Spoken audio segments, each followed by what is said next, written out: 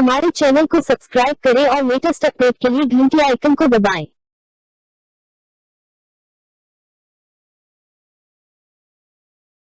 नमस्कार, मैं संतोष तिवारी राष्ट्रंग मीडिया से। मैं प्रदेश अध्यक्ष श्री दिलीप घोष जी से बात कर रहा हूं और मैं होली की शुभकामना उनको देता हूं।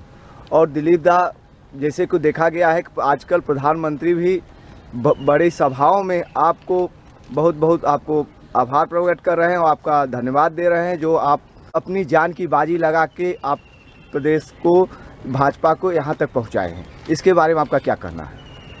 बिल्कुल सही है। अभी 139 संख्या हो गई है। इसी चुनाव के 4-5 दिन में ही 3 कार्यकर्ताओं की हत्या हुई है। ये बात सही है, बंगाल में राजनीति रक्तरंजित होता है और उसी रास्ते से चल करके हम आगे बढ़ रहे हैं।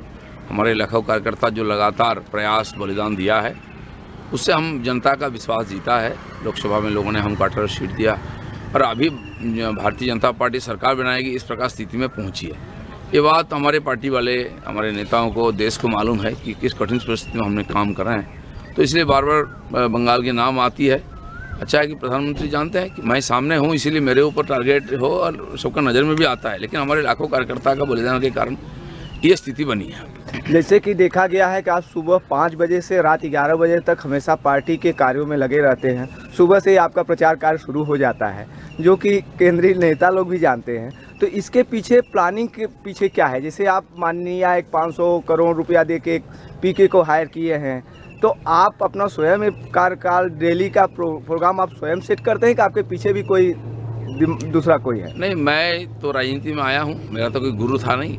मैं अपने ढंग से राजनीति को समझने का प्रयास किया, करने का प्रयास किया। लेकिन हमारे साथ कुछ युवा कार्यकर्ता है आजू बाजू में, जो हमेशा सोचते रहते हैं, नए नए आइडिया निकालते हैं। वो अपना, उनको पैसा देना नहीं पड़ता है, अपना समय पैसा दे के पार्टी का काम करते हैं और दिमाग लगाते हैं। तो ऐसे बहुत टीम है जिनका सजेशन रहता है, नया नया इनोवेशन करते हैं, जिसका हम प्रयोग में लाते हैं और उसका लाभ भी आता है। आज़ादी के बाद पहला ऐसा पश्चिम बंगाल में देखा गया है, पहली बार वोटिंग के बाद सत्ता पक्ष जाके इलेक्शन कमीशन के खिलाफ कुछ शिकायत किया है, जो कि विपक्ष इस पे पूरा धन्यवाद इलेक्शन कमीशन का दिया है। बिल्कुल सही है, क्योंकि पिछले 4-5 महीना से जब से वातावरण बन रहा था चुनाव का, हम लोगों ने भी बार बार चुनाव कमीशन को मिला और उनको यहाँ की स्थिति को अवगत कराया। बाकी पार्टियाँ भी की है, बारीकी से चर्चा हुई है, पूरा सीरियसली मैटर को लिया उन्होंने। पहले से सेंट्रल फोर्स भेजा है, अभी हर बूथ में सेंट्रल फोर्स। इसलिए इतना प्रयास करने के बाद भी बूथ में वोट में कोई व्यवधान नहीं आया। ये बात सही है। लोगों को डराने के लिए उन लोगों ने कुछ हिंसा की वातावरण बनाने के प्रयास किए है और उसको अनदेखी करके लोग जाके चुनाव लाइन में खड़ा होकर अपना वोट डाले और इसलिए इतना अच्छा वोटिंग हुआ। आप जैसे यहाँ पे बंगाल में 2 दिन दो खेला जाता है, होली खेली जाती है, तो आप होली की जनता को क्या शुभकामना देंगे? होली कल हुआ, मैं विष्णुपुर में था। जानते हैं, राड़बंगो का एक विशेष जगह है जहाँ सुबह निकल कर 4 किलोमीटर हम मंदिर घूमे, 2 मंदिर में गए। वहाँ के सारे कार्यकर्ता थे, चार चक्र किया और फिर एक जगह रोड शो किया, फिर कलकत्ता के होली मिलन किया। तो बहुत अच्छा वातावरण, लोग खुशी है कि नया सरकार आ रही, परिवर्तन हो रहा है।